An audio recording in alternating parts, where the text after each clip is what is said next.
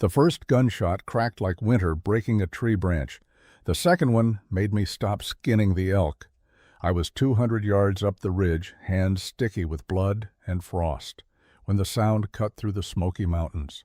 November 1883 had brought snow early that year, thick and merciless, blanketing the Tennessee high country in silence, so complete you could hear your own heartbeat, until someone decided to shatter it with gunfire.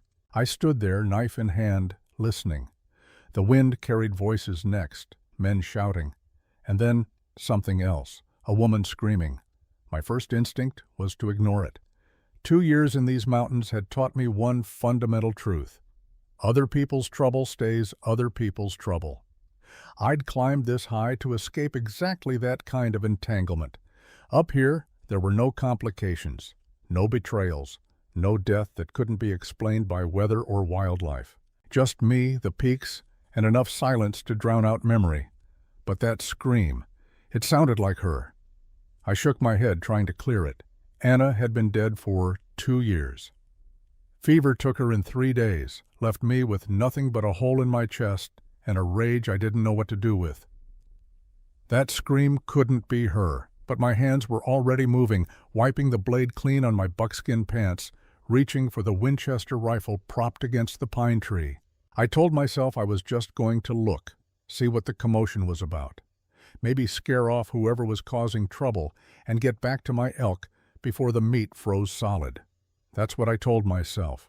But deep down, in the part of me I'd tried to bury under 2 years of isolation, I knew I was lying.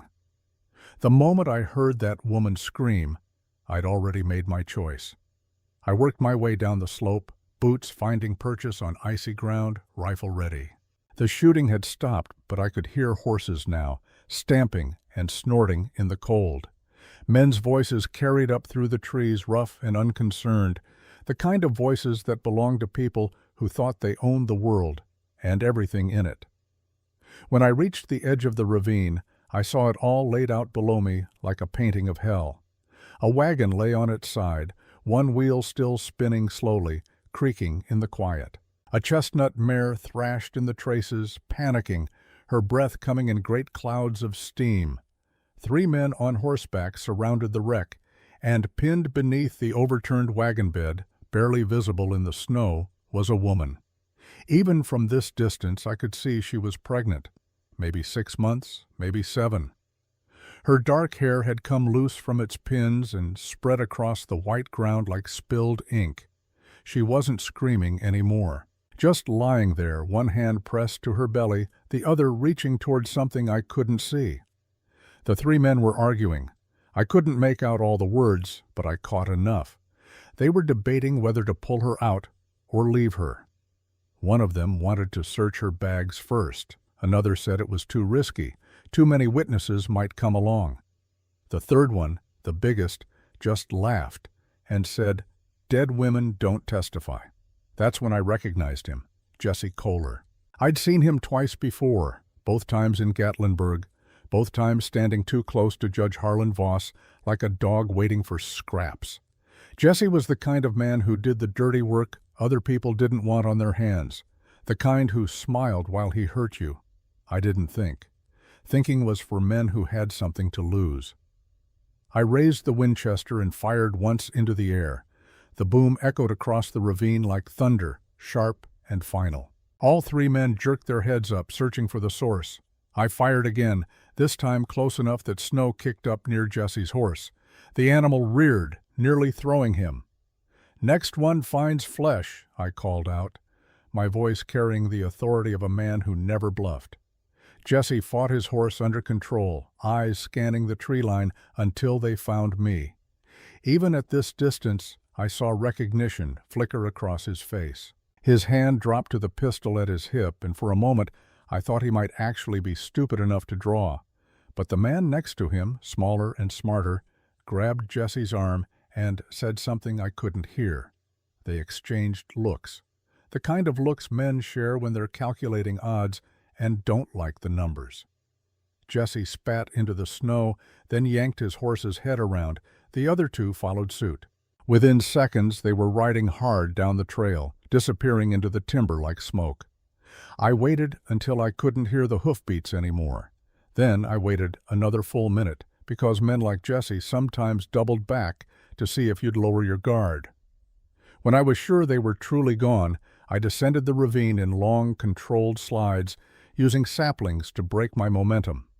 Up close, the situation looked worse. The wagon had hit a patch of ice and gone over sideways, hard enough to crack one of the axles. The mare was cut and bleeding from the traces, eyes rolling white with terror. I approached her first, speaking soft and low the way Anna used to with frightened animals. The horse settled slightly under my voice, enough that I could get close and cut the traces with my knife. She limped away into the trees, trailing blood. I hated to let her go injured like that, but I had more pressing concerns. The woman beneath the wagon was conscious. Her green eyes tracked my movements as I dropped to my knees beside her. She was young, maybe 26 or 27, with a face that would have been pretty if it wasn't so pale with shock. Her dress was good quality, but travel-worn, and her belly showed clear even under her winter coat. "Hold still," I said, keeping my voice level. "Where does it hurt?" "My leg," she gasped. The words came out tight with pain. "Can't feel my leg." The wagon bed had her pinned from the waist down.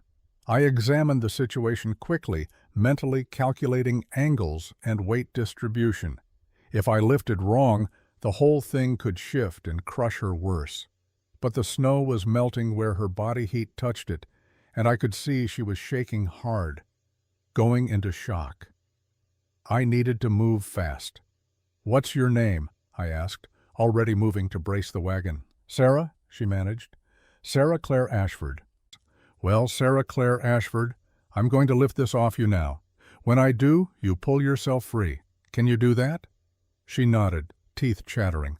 I positioned myself, set my feet, and heaved. The muscles in my back and shoulders screamed as I took the weight of the wagon. It lifted 6 inches, then a foot.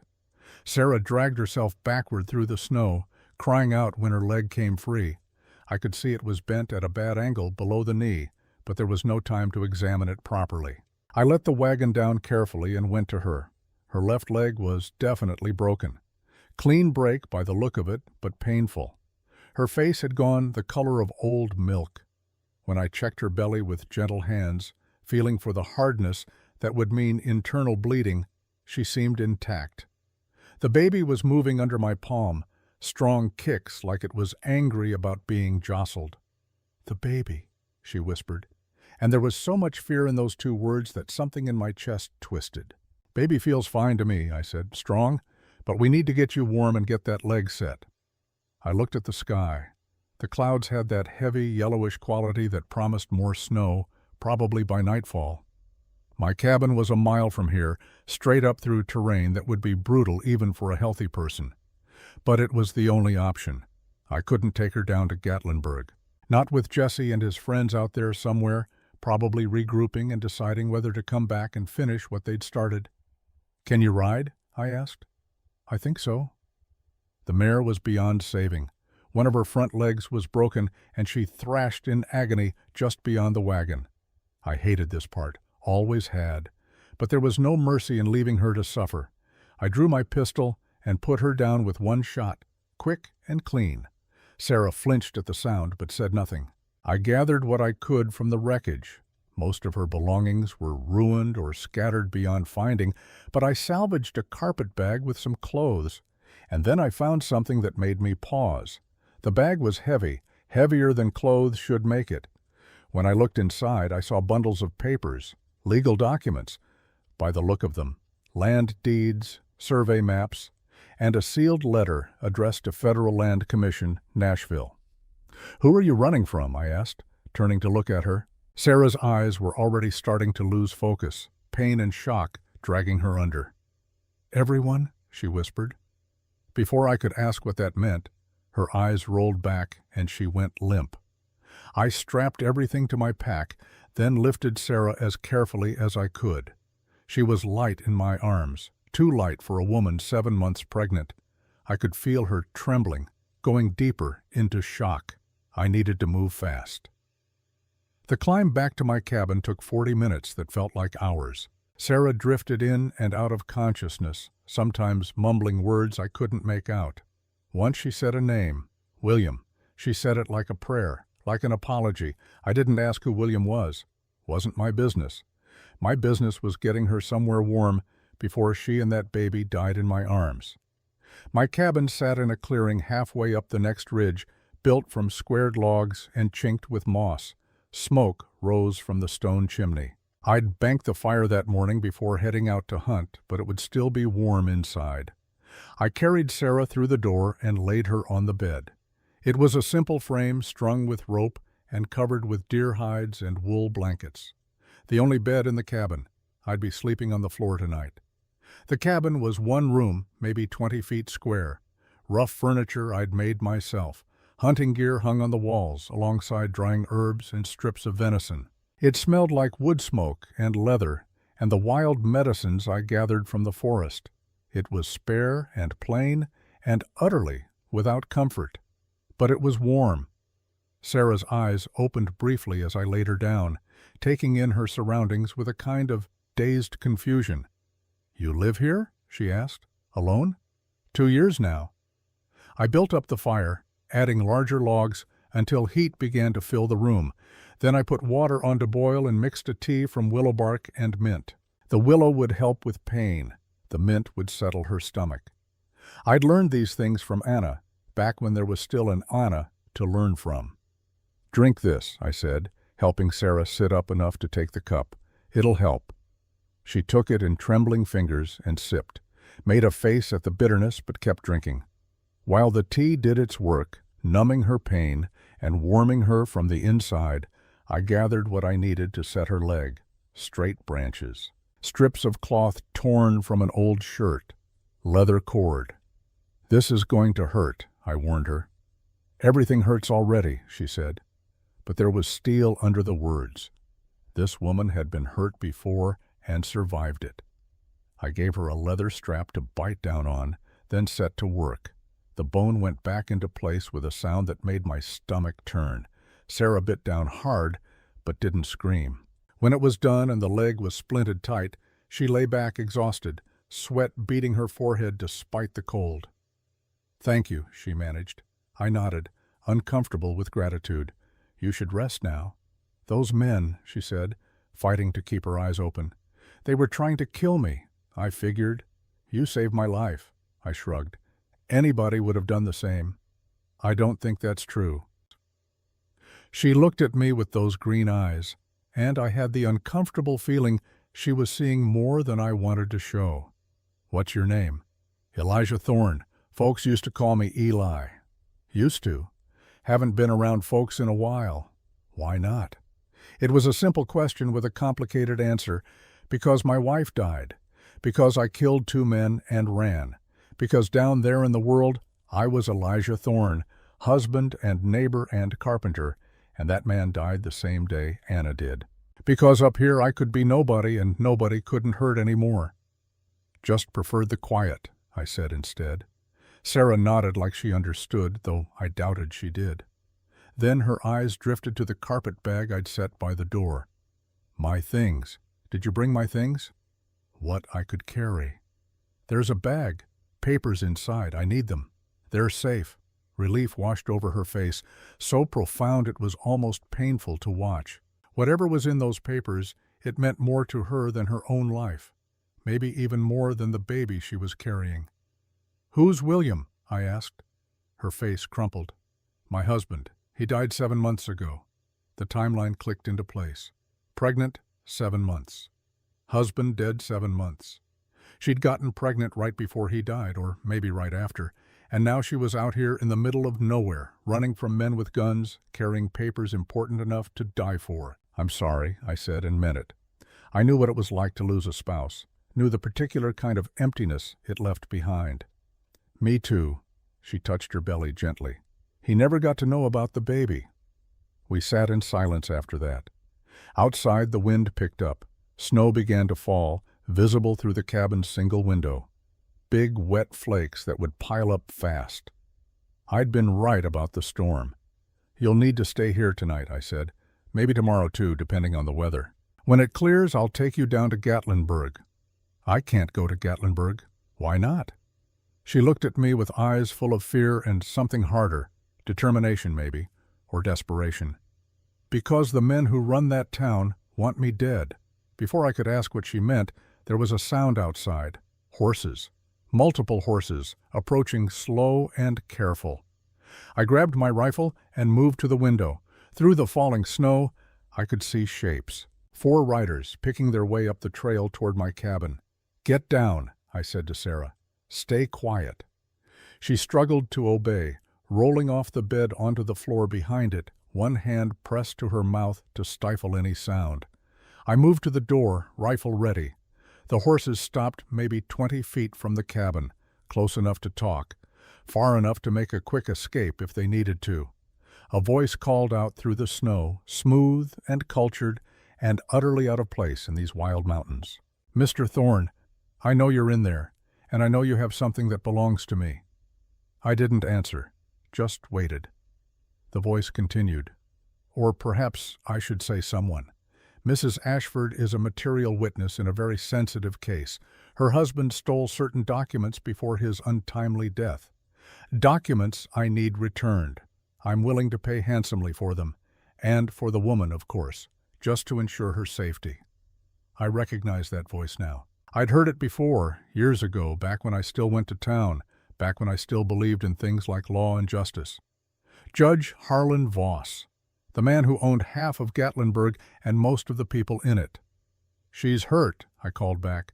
"Broken leg, can't travel." "How unfortunate. Perhaps I could send a doctor and some men to help transport her?" "No need. She's fine where she is." A pause. Then, "Mr. Thorne, I wonder if you understand the situation. Mrs. Ashford is wanted by her family. They've hired me to return her safely to Charleston. She's clearly not well.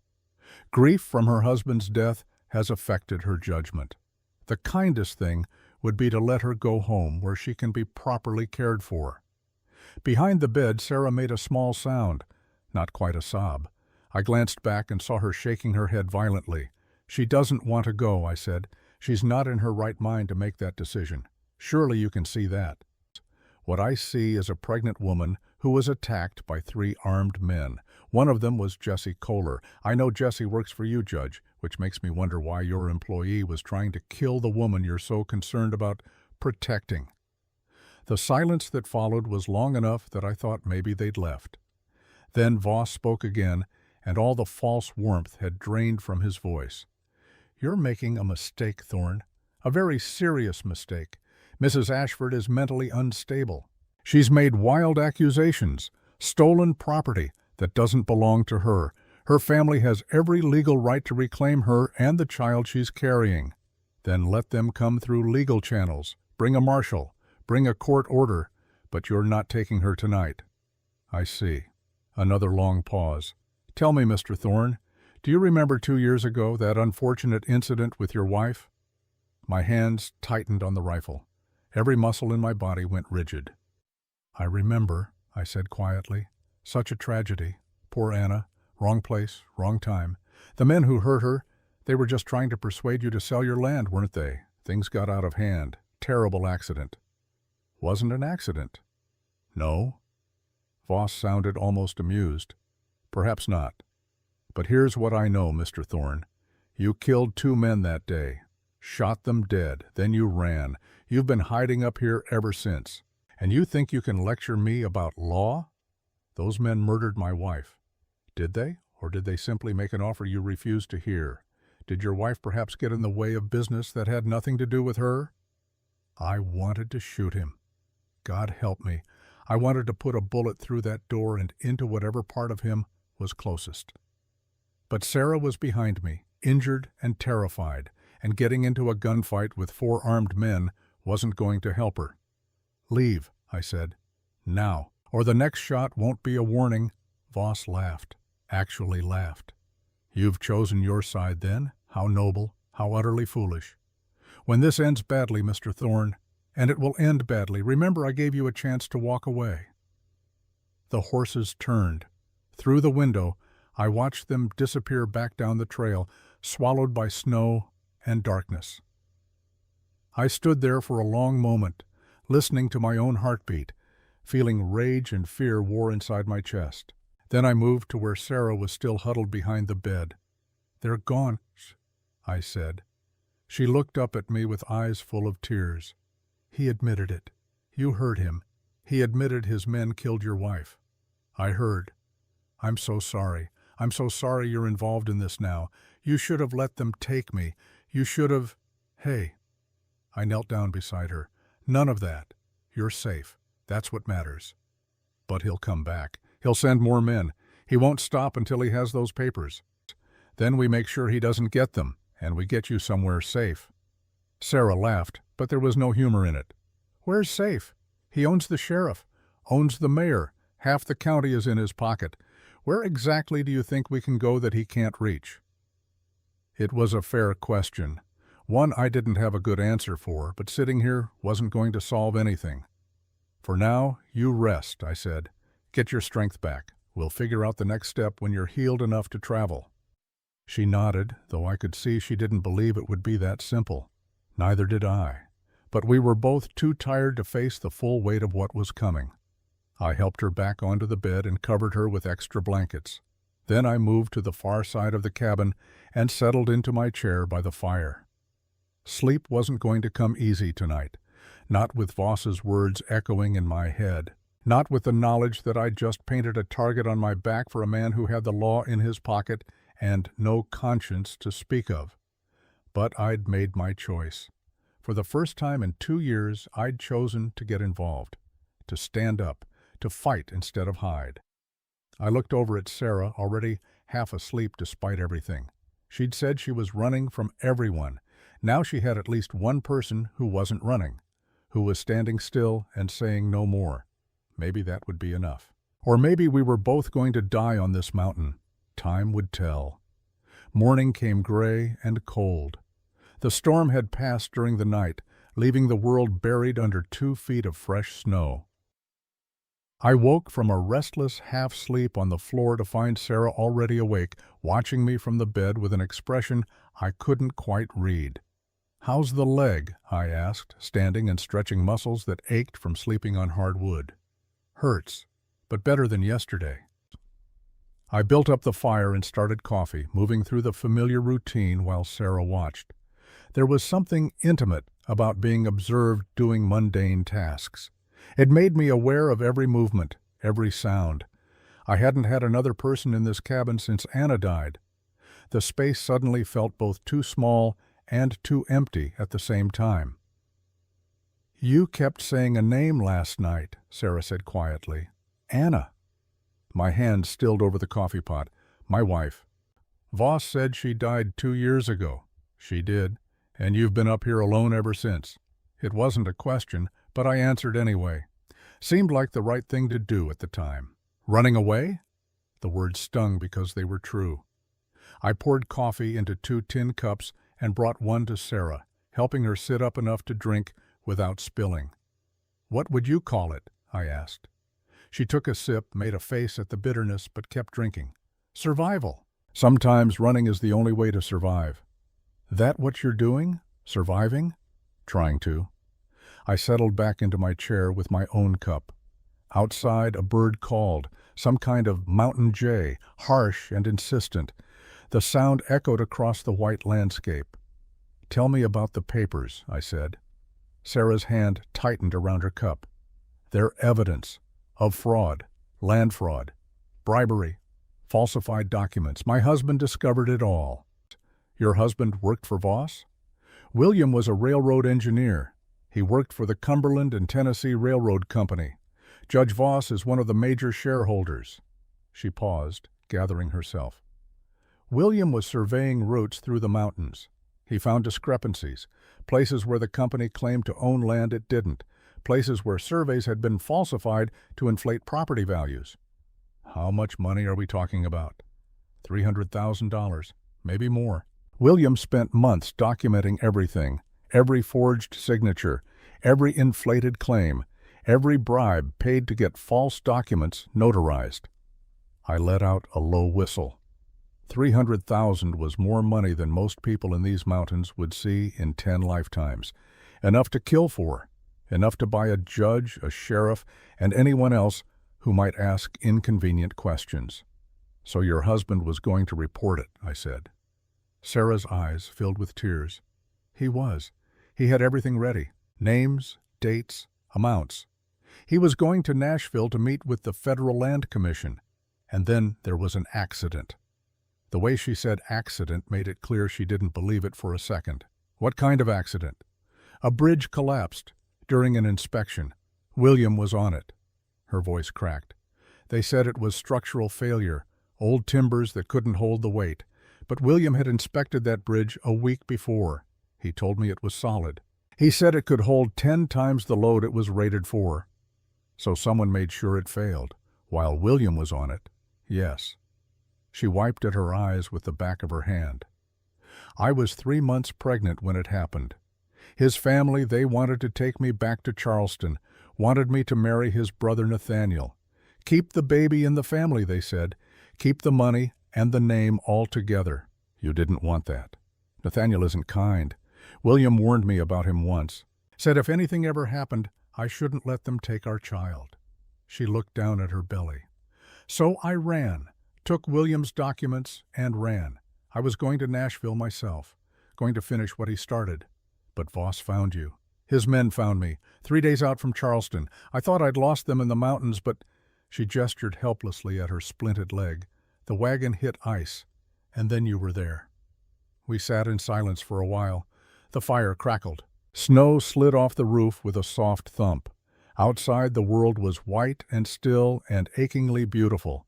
The kind of beauty that made you forget how brutal it could be. "Why did you help me?" Sarah asked suddenly. "You didn't know me. You had no reason to get involved." It was a question I'd been asking myself since yesterday. The easy answer was that I couldn't stand by and watch 3 men hurt a pregnant woman. But the truth was more complicated than that. "When I heard you scream," I said slowly, "it sounded like her, like Anna.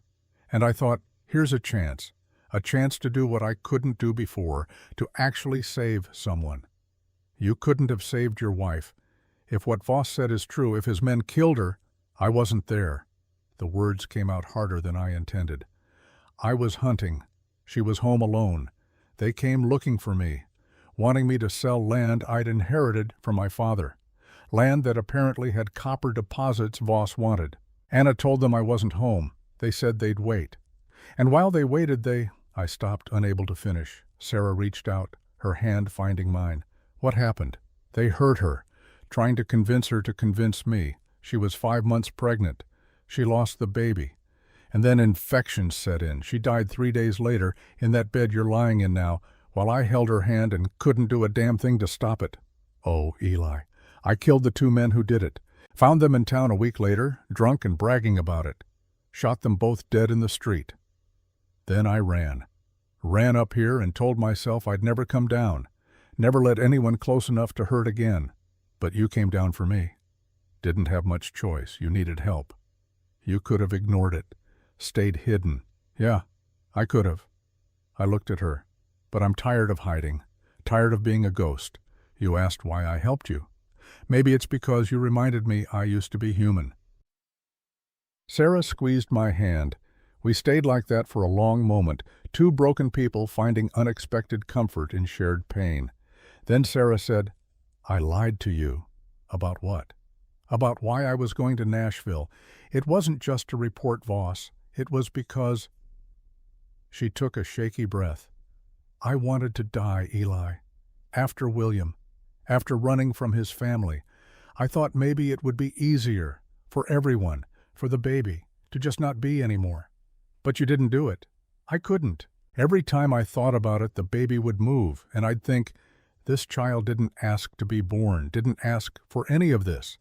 And maybe I owe it to William to make sure our baby lives, even if I couldn't save him. So you kept running. I kept running. And then your mountain showed up." She smiled sadly. "Maybe God has a sense of humor, sends a woman who wants to die to a man living like he's already dead. Maybe we both needed to be found. Maybe."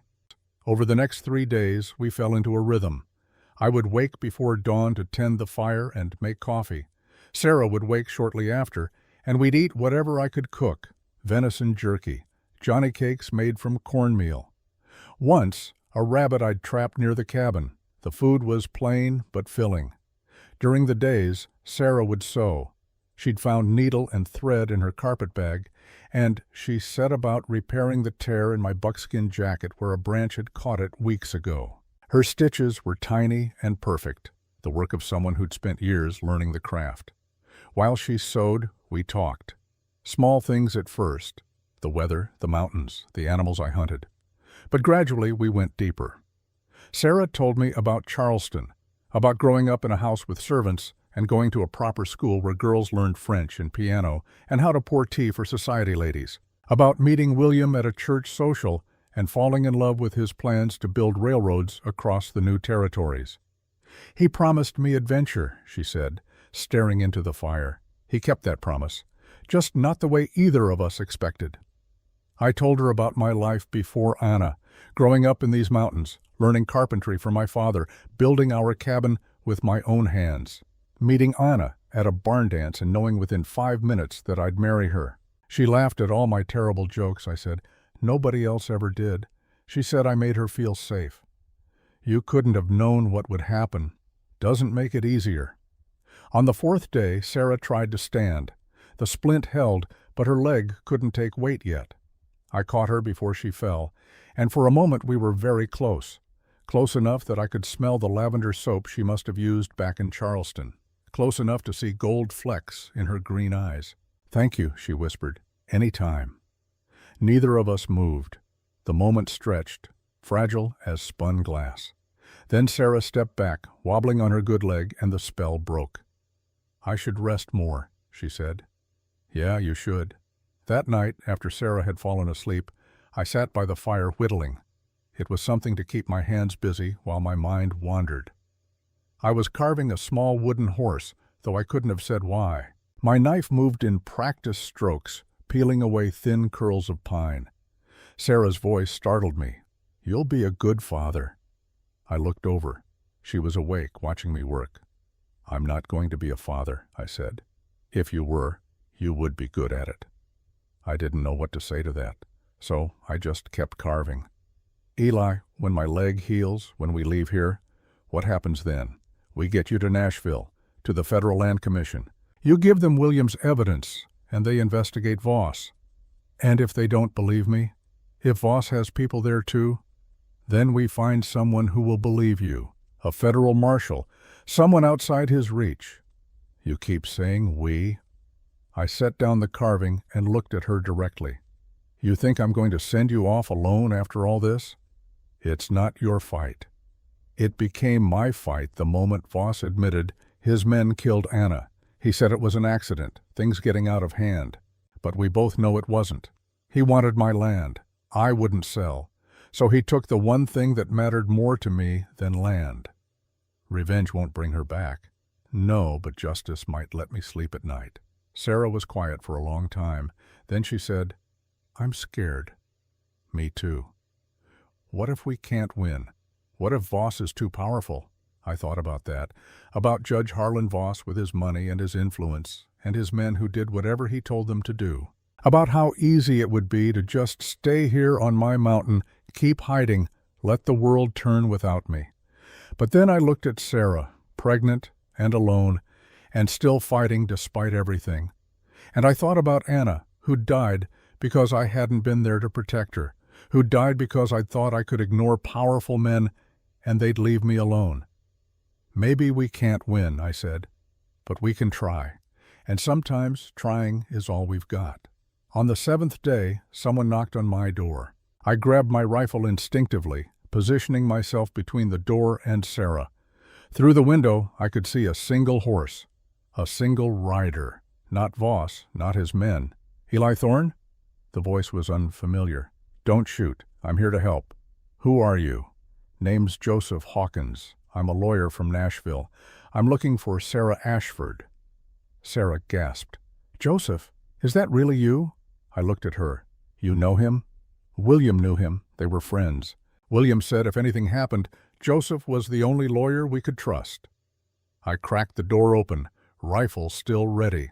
The man outside was maybe 38, tall and lean, with dark hair and eyes that suggested mixed heritage. Cherokee, maybe. He wore a good wool coat and had his hands raised to show he wasn't armed.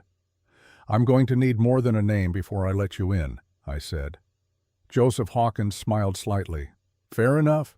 William Ashford sent me a package 3 days before he died. Documents, evidence of railroad fraud. He said if anything happened to him, I should find his wife and make sure she got safely to Nashville. I've been tracking her for 2 weeks. Trail led me here." "How'd you find this place?" "Asked around in Gatlinburg. Took some convincing, but eventually someone mentioned a mountain man named Thorne who didn't like visitors. Figured it was worth a climb." I studied him. He didn't look like one of Voss's men, didn't have that hard edge, but I'd been fooled before. "Sarah," I called over my shoulder, "this man claims to be a friend of William's. That true?" "Let him in, Eli, please." I opened the door. Joseph Hawkins stepped inside, stomping snow off his boots. When he saw Sarah on the bed, his face broke into a relieved smile. "Thank God. I was starting to think I'd never find you." "Joseph," Sarah's eyes filled with tears, "you got William's package?" "I did. Made copies too, just to be safe. Been carrying them with me ever since." He pulled a leather satchel from inside his coat. "Everything's here, ready to take to the Federal Land Commission whenever you are." Relief washed over Sarah's face, then fear replaced it. "Voss knows. He came here. He knows about the documents." Joseph's expression hardened. "Then we don't have much time. He'll be calling in favors, paying off anyone who might investigate. We need to move fast." "She can't travel yet," I said. "You broken leg. Another week at least before she can ride." "We don't have a week. Voss is already spreading word that Sarah is mentally unstable, that she kidnapped her own unborn child, that her family wants her back for her own safety. If he gets legal custody—" "He won't," I said flatly. Joseph looked at me properly for the first time. "And you are?" "The man keeping her alive." A slow smile spread across Joseph's face. "William mentioned you once. Said there was a mountain man who stood up to Voss's land grabbers. Said you killed 2 of them and disappeared. That you?" "That's me." "Good. We're going to need someone who knows how to fight." Joseph looked between us. "Here's what I'm thinking. We can't take Sarah directly to Nashville. Too obvious. Too easy for Voss to intercept. But we can take her to Gatlinburg. I have contacts there, people who'll testify against Voss if they have protection. We build a case so strong that the Federal Land Commission has to investigate." "Gatlinburg is Voss's town," I said. "Sheriff's in his pocket." "Sheriff Coleman. I know, but not everyone is. Dr. Caldwell isn't. Martha Hayes, who runs the boarding house, isn't. There are good people there, Eli. They're just scared. We give them a reason to be brave. They'll stand up." I looked at Sarah. She was listening intently, hope and fear warring on her face. "What do you think?" I asked her. "I think we don't have any better options." She touched her belly. "I think if I'm going to bring this baby into the world, I want it to be a world where men like Voss answer for their crimes." "Then we go to Gatlinburg," Joseph said. "But not yet. Give Sarah a few more days to heal. I'll head back down, start quietly reaching out to people. When you're ready, come find me. We'll do this right." "And if Voss comes back before then?" I asked. Joseph pulled a revolver from his coat and checked the cylinder. "Then I guess we give him a reception he won't forget." He stayed that night, sleeping by the fire while Sarah kept the bed and I took the floor as always. In the morning he left, riding back down the mountain with a promise to return within a week. After he was gone, Sarah said, "Do you trust him?" "Don't know him well enough to trust him. But I trust you, and you trusted William, and William trusted Joseph. That's enough for now. What about after Gatlinburg? After we expose Voss? What then?" It was a question I'd been avoiding thinking about, because thinking about it meant imagining a future beyond survival. Meant imagining Sarah somewhere safe, raising her child, building the life William had wanted for her. A life that didn't include a broken-down mountain man with blood on his hands and ghosts in his heart. Then you're free, I said. You and the baby. You can go anywhere, do anything. What about you? I'll go back to my mountain. Sarah was quiet for a long moment. Then she said, What if I don't want you to? I looked at her. She was sitting up in bed, hands folded over her belly, green eyes serious. Sarah, I know it's too soon. I know we barely know each other, but these past days, talking with you, being with you, I haven't felt this safe since William died. Maybe before that even. You're grieving. You're scared. Those aren't good reasons to... To what? To care about someone? To want them in my life? She shook her head. Don't tell me what I'm feeling, Eli. I know grief. I know fear. This isn't that. Then what is it? Hope. For the first time in months, I have hope. And you gave me that. I didn't know what to say. Didn't know how to explain that I was the worst possible choice for whatever she thought she was feeling, that I was damaged and dangerous and likely to get her killed just by being near her. But looking at Sarah, seeing the determination in her eyes, I couldn't bring myself to say any of that. Let's get through this first, I said finally. Get you safe, get Voss dealt with. Then we can talk about hope. Promise? Promise. That night I lay on the floor by the fire and thought about futures I'd stopped believing in, about Sarah and her baby, about Joseph and his plan, about going down the mountain after 2 years of hiding and facing the man who'd taken everything from me. Tomorrow we'd start planning. Tomorrow we'd figure out how 2 broken people and a half-Cherokee lawyer were going to take down a judge who owned a town. But tonight, for the first time in 2 years, I let myself imagine a life beyond grief, beyond guilt, beyond the endless winter of my mountain solitude. And maybe, just maybe, I started to believe it was possible. 10 days after Joseph Hawkins rode down from my mountain, Sarah was strong enough to travel. Her leg had healed enough to bear weight with the help of a crutch I'd carved from mountain ash.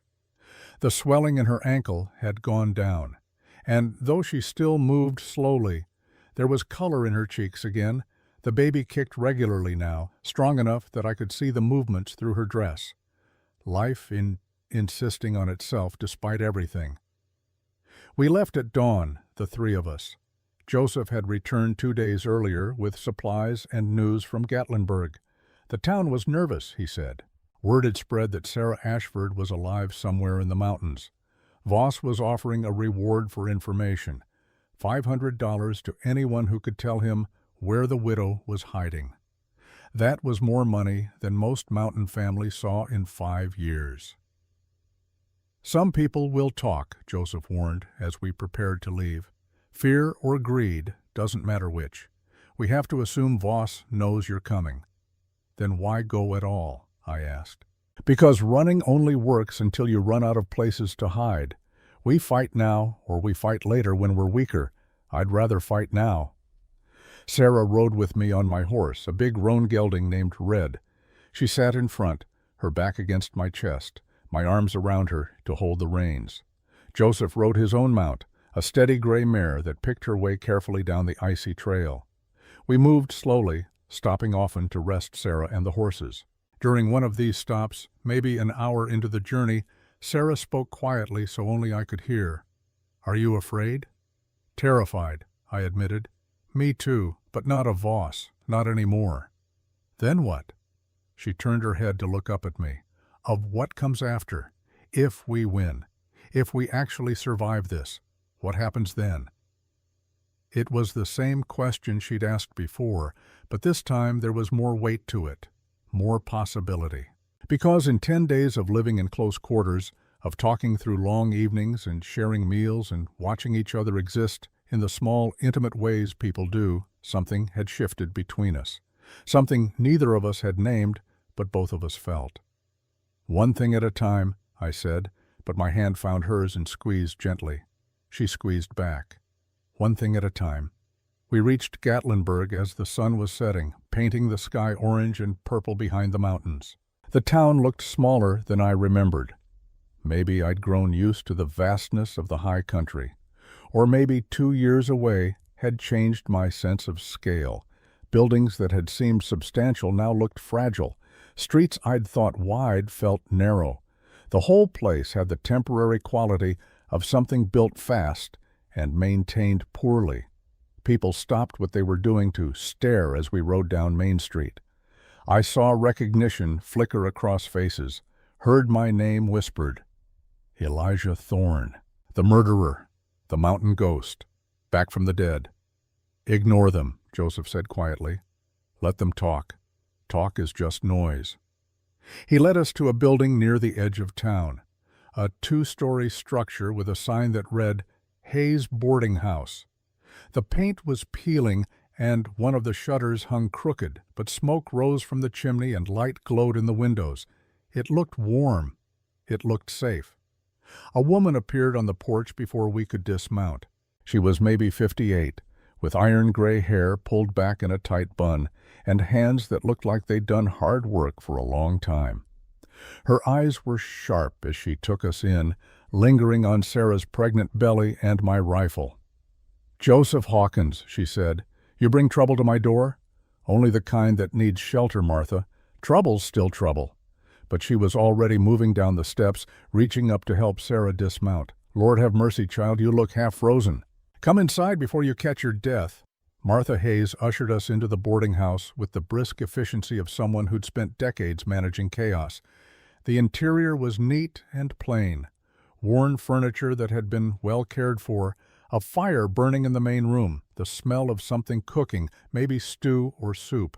"You'll be wanting rooms," Martha said. It wasn't a question. "I've got 2 available, one for the lady, one for you men to share." "That's fine," Joseph said. Martha looked at me. "Eli Thorne. Heard you were dead, or wished you were." Neither one stuck. Apparently not. She studied me with those sharp eyes. "You planning to bring more trouble than you're worth?" "Planning not to bring any, but can't promise it won't find us anyway. Honest, at least. I'll take that." She turned to Sarah. "What's your name, child?" "Sarah. Sarah Ashford. The widow everyone's talking about." "The one Judge Voss says is touched in the head." Sarah lifted her chin. "I'm not touched. I'm angry. There's a difference." Martha smiled, just a little. "Good. Angry women get things done. Come on, I'll show you to your room. You look like you need to lie down before you fall down." While Martha took Sarah upstairs, Joseph and I settled the horses in the small stable behind the boarding house. We worked in silence for a while, rubbing down the animals and making sure they had feed and water. The physical work felt good after hours in the saddle. "Martha's trustworthy?" I asked finally. "As trustworthy as anyone in this town. She's got no love for Voss. He tried to buy her property 3 years back. When she wouldn't sell, suddenly the town board decided her building didn't meet safety standards, threatened to condemn it unless she made expensive repairs. She made the repairs, but she didn't forget. So she'll help us. She'll help Sarah. You and me, we're just baggage that comes with." "Fair enough." Joseph leaned against a stall door, studying me. "Can I ask you something?" "Can't stop you."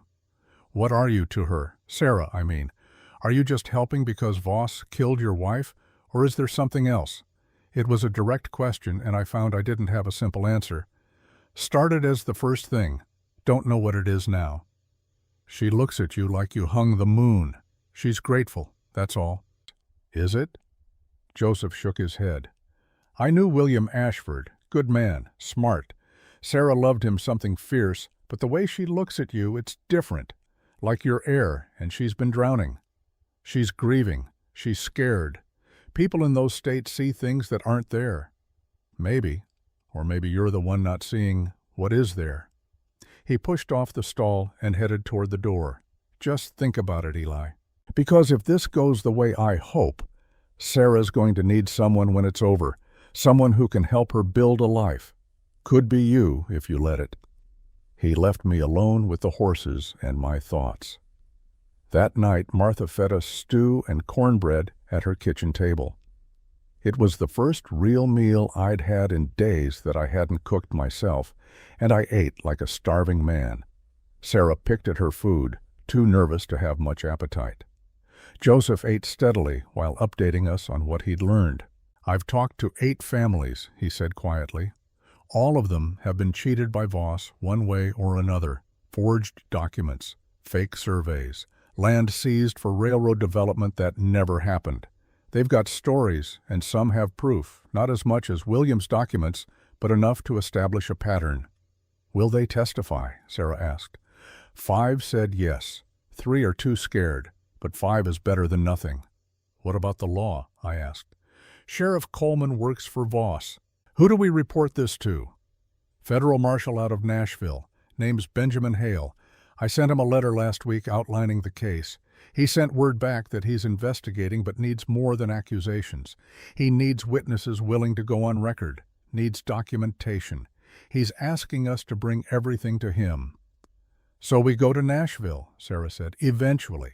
But first, we need to gather everyone together, get statements, make copies of everything. Build a case so solid that even Voss's lawyers can't make it disappear. Martha spoke up from where she was washing dishes. You do that here, in Gatlinburg. You're painting targets on everyone's backs. Voss finds out, he'll come down hard. I know, Joseph said. That's why we need to move fast. Get everything ready, then leave town before he can organize a response. How long? I asked. 3 days. Maybe 4 if we're lucky. 3 days didn't seem like enough time, but it would have to be. The next morning, I woke before dawn to find Joseph already gone. Martha said he'd left early to start gathering the families, setting up meetings in quiet places where they wouldn't be noticed. That left me and Sarah alone in the boarding house. Sarah was sitting in the main room when I came downstairs, staring out the window at the street. She looked tired. The journey yesterday had taken more out of her than she'd admitted. Should be resting, I said. Can't sleep. Too much on my mind. I poured coffee from the pot Martha had left on the stove and brought Sarah a cup. She took it gratefully, wrapping both hands around the warmth. Tell me about Gatlinburg, she said. Before, when you lived here. Not much to tell. Had a house on the north edge of town, did carpentry work. Built furniture mostly, some houses. Anna kept a small garden. We had friends. Went to church on Sundays. It was simple. Sounds nice. It was. I sat down across from her until it wasn't. Do you ever think about coming back after all this is over? Don't know. Town looks at me different now, like I'm something dangerous they're not sure about. You are dangerous, Sarah said quietly, but not in the way they think. What's that mean? She met my eyes. You're dangerous to people who think they can get away with hurting others, to people like Voss who believe power means you can do whatever you want. That kind of dangerous, the world needs more of. Before I could respond, the door burst open. A boy, maybe 12 years old, ran in breathing hard. Mr. Hawkins sent me, he gasped. Says you need to come quick. There's trouble at Doc Caldwell's place. Doc Caldwell's office was a small building tucked between the general store and the church. When we got there, a crowd had gathered outside. Angry voices carried through the cold morning air. I pushed through to find Joseph standing on the porch facing down 4 men on horses. One of them was Sheriff Coleman, big man, running to fat, with a face that looked like old leather and eyes that showed nothing. The other 3 were deputies, or what passed for deputies in a town owned by one man. This is official business, Hawkins, Coleman was saying. You need to step aside. What business is that, Sheriff? Got a complaint that Doc Caldwell's been spreading lies about Judge Voss. False accusations of fraud and corruption. That's slander. I'm here to bring him in for questioning. Doc Caldwell appeared in the doorway behind Joseph. He was a thin man, maybe 55, with gray hair and steady hands. Hands that had delivered half the babies in Gatlinburg and set more bones than he could count. He looked calm, but I could see tension in his shoulders. I haven't slandered anyone, Sheriff. I've simply told the truth about what I've witnessed. Truth according to who? You? A man who's been losing patience because people don't trust you anymore? I've been losing patience because Voss has been telling people not to come to me, because I won't lie for him. Coleman smiled, and it wasn't pleasant. That's exactly the kind of statement I'm talking about. Making claims you can't prove. That's slander, Doc, and I'm going to have to insist you come with me. He's not going anywhere, Joseph said firmly. You interfering with the law, Hawkins? I'm preventing an unlawful arrest. You have no warrant, no actual charge, just Voss's word that he's been slandered. That's not how law works, Sheriff, even out here." Coleman's hand dropped to the gun at his hip. The deputies did the same. The crowd went very quiet. "Last chance, Hawkins. Step aside." That's when I stepped forward, rifle in hand. I didn't point it at anyone, just held it casual across my chest. But everyone knew what it meant. "Eli Thorne," Coleman said slowly. "Should have known you'd be mixed up in this." "Doc's not going anywhere," I said quietly. "You threatening a peace officer?" "Just stating facts. Doc stays. You and your boys ride out. Everyone goes home peaceful. There's 4 of us and 2 of you. Don't need but 1 bullet to start a fight none of us walk away from. Question is whether you're willing to die for whatever Voss is paying you." Coleman's face flushed red. For a moment I thought he might actually draw, but then a voice cut through the tension. "Sheriff Coleman, what seems to be the problem?" Judge Harlan Voss rode up on a black horse, tall and imposing in his long coat. He looked every inch the distinguished judge. Silver hair perfectly combed, expression concerned and reasonable. If you didn't know better, you'd think he was exactly what a judge should be. "These men are interfering with an arrest, Judge," Coleman said. "I see." Voss turned his attention to me, and I saw recognition in his eyes. And something else. Calculation. "Mr. Thorne, you've come down from your mountain. How unexpected. Got business in town." "Business with Mrs. Ashford, I assume? Is she here? I have some matters to discuss with her. Legal matters concerning her late husband's estate." "She's resting," I said. "I've been through a hard time. Not up for visitors." "Of course, I understand completely." Voss's tone was sympathetic, but his eyes were cold. "However, her family in Charleston is quite worried. They've asked me to ensure she receives proper care. A pregnant woman traveling alone in these mountains. It's not safe. Surely you can see that." "She's not alone," I said. "No, she has you, and Mr. Hawkins, and apparently Doc Caldwell. Quite the collection of protectors." He smiled slightly. "Tell me, Mr. Thorne, what exactly is your interest in Mrs. Ashford? She's a respectable widow. You're a man wanted for murder. Doesn't seem like an appropriate association." "Charges against Eli were never proven," Joseph said quickly, "and the men he's accused of killing were themselves accused of killing his wife. Any court would call that justified." "Would they? I wonder. But that's not really the issue here, is it?" Voss looked at Doc Caldwell. "The issue is that certain people in this town have been making accusations, serious accusations, against me and my business associates. Accusations that could damage reputations and harm legitimate enterprises." "Legitimate?" Doc laughed bitterly. "You call stealing land legitimate?" "I call following the law legitimate. Every property I own was acquired through legal means. Proper documentation. Fair prices. If people failed to read what they signed, that's hardly my fault." "The documents were forged," Joseph said. "We have proof." Voss's expression didn't change, but something flickered in his eyes. "Proof. Yes, I've heard about this supposed proof. Documents that William Ashford allegedly compiled before his tragic death. Documents that his widow conveniently claims to have. Tell me, Mr. Hawkins, have you actually seen these documents?" "I have, and I've made copies, sent them to the Federal Land Commission in Nashville." For the first time, Voss looked genuinely surprised. It was just a flicker, gone almost immediately, but I saw it, and so did everyone else in that crowd. "That's a serious claim," Voss said slowly. "It's a true claim. Marshal Benjamin Hale is reviewing everything as we speak. He'll be here within the week to conduct a formal investigation." Voss was quiet for a long moment. When he spoke again, his voice was harder. "I see. Well then, if a federal investigation is coming, I suppose we'll all have to cooperate fully. In the meantime, I trust Mrs. Ashford will make herself available for questioning. The marshal will certainly want to speak with her." "She'll cooperate with any legitimate investigation," Joseph said. "Good, because if she doesn't, if she tries to leave town before the marshal arrives, I'll have no choice but to assume she's fleeing prosecution. Sheriff Coleman, I want you to make sure Mrs. Ashford doesn't leave Gatlinburg until this is resolved. For her own protection, of course." That's unlawful detention, Joseph protested. That's protective custody. Given her delicate condition and recent erratic behavior, I think any reasonable person would agree she needs supervision. Voss turned his horse. Good day, gentlemen. I look forward to clearing up this unfortunate misunderstanding. He rode away, the sheriff and deputies following. But the damage was done. Sarah was effectively trapped in Gatlinburg.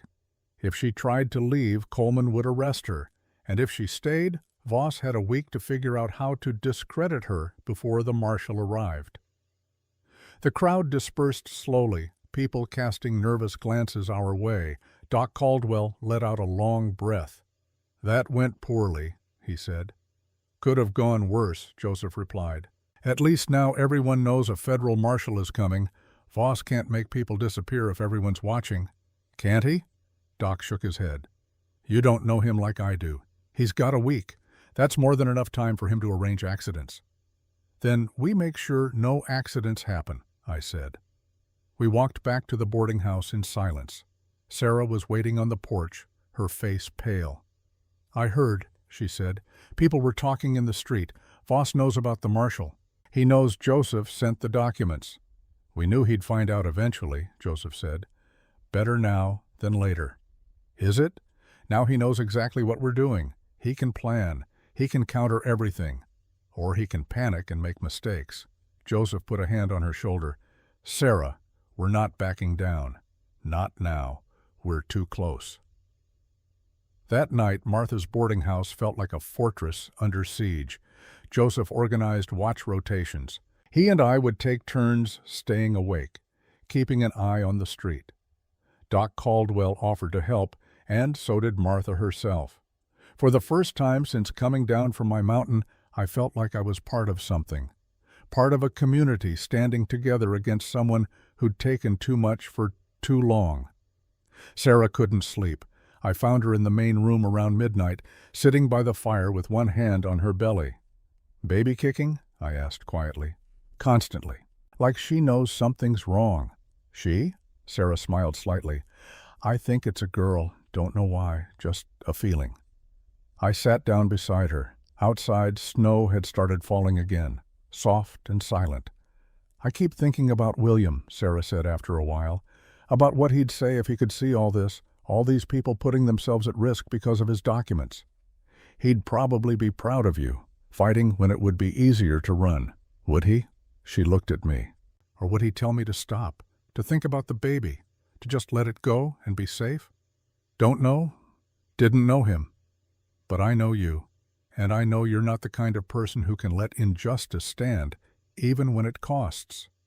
Is that a good thing or a stupid thing? Sometimes they're the same thing. She laughed softly. Then her expression turned serious.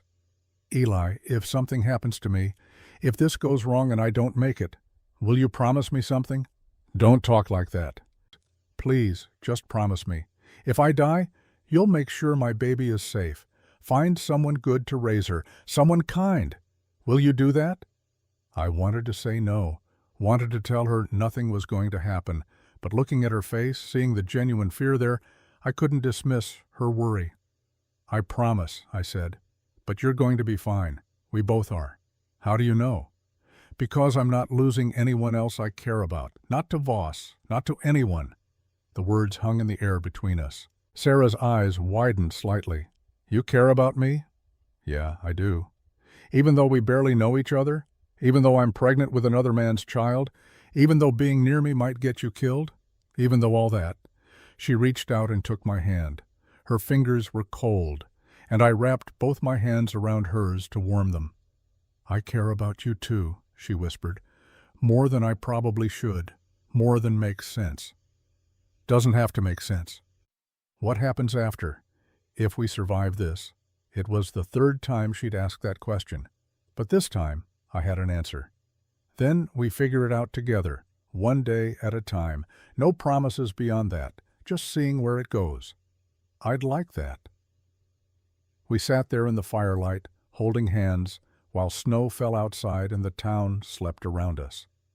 Tomorrow would bring new problems, new dangers, but for right now, In this moment, we had something that felt almost like peace, and that was enough. The trouble started on the third day. Joseph had been working steadily, meeting with families in secret, collecting testimonies, making copies of everything. We had statements from 7 families now, 7 stories of forged documents and stolen land, 7 pieces of a puzzle that painted Judge Harlan Voss as exactly what he was, a thief in respectable clothes. But on the morning of the third day, one of those families changed their minds. The Johnsons lived on the south edge of town, a small farm that Voss had been trying to acquire for 2 years. Joseph had spent hours with them, going over their story, documenting everything. They'd been solid, ready to testify. Then their barn burned down.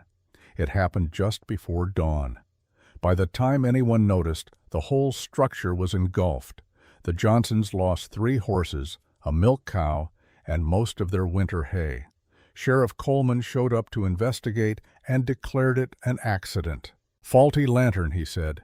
These things happen, but everyone knew it wasn't an accident. By noon, the Johnsons had withdrawn their testimony.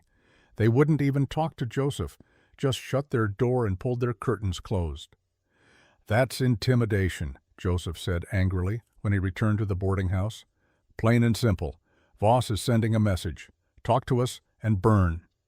Will the others hold? I asked. I don't know. Maybe. If they don't have anything left to lose. He ran a hand through his hair in frustration. We need that marshal here now, before Voss can do any more damage. But Marshal Hale wasn't due for another 4 days. 4 days felt like an eternity. That afternoon, I went with Sarah to visit Doc Caldwell. Her leg was healing well, but Doc wanted to check on the baby, make sure all the stress and travel hadn't caused problems. While he examined her in the back room, I waited up front, looking through the window at the street. Gatlinburg looked normal, people going about their business, children playing in the snow. But there was a tension underneath. You could see it in the way folks glanced over their shoulders, in how conversations died when strangers approached. The town was waiting for something to break. Doc came out shaking his head. Baby's fine. Strong heartbeat. Good position. But Sarah needs rest. Real rest. Not running around worrying about marshals and testimony. She won't rest until this is done. I know. Stubborn as they come, that one. He looked at me seriously. You planning to stick around after, when the dust settles? Haven't thought that far ahead. Bull. You've thought about it. Question is whether you're brave enough to admit it. What's that supposed to mean? Means I see how you look at her, and how she looks at you. Means I think maybe you've found something worth coming down from that mountain for. But you're too scared of being hurt again to say it out loud. I didn't have an answer for that. That night, Sarah found me on the boarding house porch. I was keeping watch, rifle across my knees, scanning the dark street for trouble. Can't sleep? She asked, settling into the chair beside mine. Too wired. Me too. Baby's restless. She rubbed her belly absently. Eli, I've been thinking about what happens if the marshal doesn't believe us. If Voss has already bought him off. Joseph says Marshal Hale is honest. Joseph says a lot of things. But he doesn't know for sure. Nobody does until the man actually gets here. She was right, of course. We were betting everything on the honor of a man none of us had met. It was a fragile plan built on hope and not much else. If it doesn't work, I said slowly, we run. Take you somewhere Voss can't reach, maybe up north, Montana Territory or beyond. Run forever? That's no life. It's better than being dead. Sarah was quiet for a moment. Then she said, when I was younger, maybe 15, I read this book about mountain climbers, men who climbed peaks in the Rockies and the Sierra Nevada. I remember being fascinated by them, by people who would risk everything just to stand on top of something tall. Why? That's what I wondered, so I asked my father. He said some people climb mountains to prove they can, others climb to get away from something, and a few climb because they're looking for something they lost. Which kind are you? She looked at me. I think I was running away, but then I found you. And now I don't want to run anymore. I want to stand still. I want to fight. Fighting's dangerous. So is climbing. Doesn't mean you don't do it. Before I could respond, I saw movement at the end of the street. 3 figures on horses, moving slow through the darkness. They stopped in front of the boarding house, just at the edge of the lamplight. "Thorne," a voice called out. "Jesse Kohler. Got a message from the judge. Says he wants to talk. No trouble, just talk. Tell him to come during daylight like civilized folk. Says it's urgent. Says it concerns Mrs. Ashford and her future. Her future's none of his concern. Judge seems to think different. Says he has information about the marshal, about his investigation. Says Mrs. Ashford might want to hear it before she makes any more mistakes." I stood up, rifle ready. "Rifle. What kind of information?" "The kind that needs to be delivered private. Just you and the judge. Nobody else." It was obviously a trap, but it was a trap baited with something I couldn't ignore. If Voss really did have information about Marshal Hale, about whether the investigation was legitimate, we needed to know. "Where and when?" I asked. "His office. 1 hour. Come alone or don't come at all." They rode away before I could answer. Sarah grabbed my arm. "You're not seriously considering this. Might be the only way to find out what he knows, or it might be a way to get you killed. Maybe, but if he wanted me dead, he could have burned this place down already. He wants something, and until I know what, we're fighting blind." Joseph appeared in the doorway, having heard the whole exchange. "She's right, Eli, this smells wrong. Everything about this situation smells wrong, but sitting here waiting doesn't change anything. At least this way, we learn something. Or you walk into a room and don't walk out," Sarah said, her voice tight with fear. I took her hand. "I'll be careful, I promise." 1 hour later, I stood outside Judge Voss's office. It was in a building near the courthouse, all dark wood and polished brass. Light spilled from the windows onto the snowy street. Through the glass, I could see Voss sitting behind a massive desk, reading papers like he didn't have a care in the world. I checked my rifle one more time, then pushed through the door. The office was exactly what you'd expect. Law books lining the walls.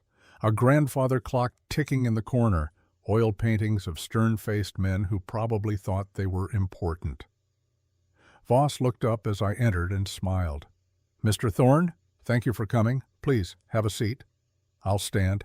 "As you prefer." He set aside his papers and folded his hands on the desk. "Can I offer you a drink? I have excellent whiskey." "Just talk. You said you had information about Marshal Hale." "Straight to business. I admire that." Voss leaned back in his chair. "Yes, the Marshal, Benjamin Hale, decorated veteran, 15 years with the Federal Marshal Service, reputation for honesty and thoroughness. By all accounts, exactly the kind of man you'd want investigating a case like this. So what's the problem?" "The problem is that Marshal Hale is also a practical man. A man who understands that not every situation is black and white, that sometimes the law needs to be interpreted with flexibility. You're saying he's corrupt.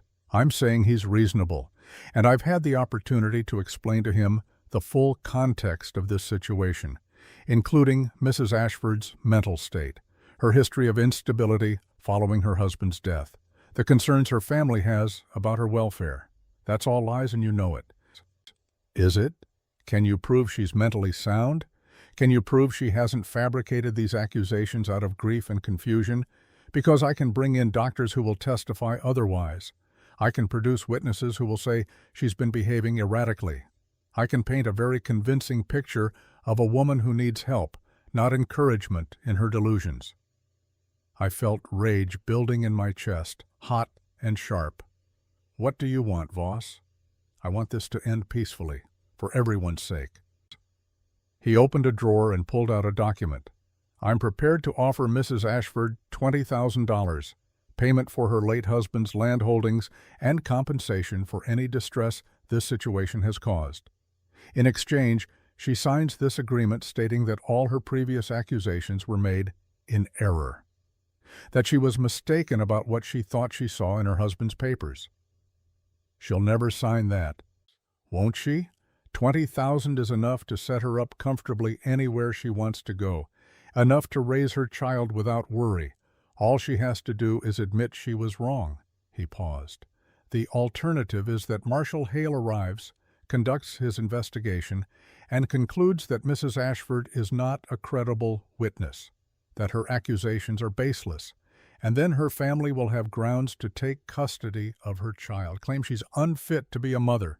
You son of a bitch. I'm a realist, Mr. Thorne. I'm offering her a way out, a way to walk away with money and freedom and her child. That's more generous than most people in her position ever get.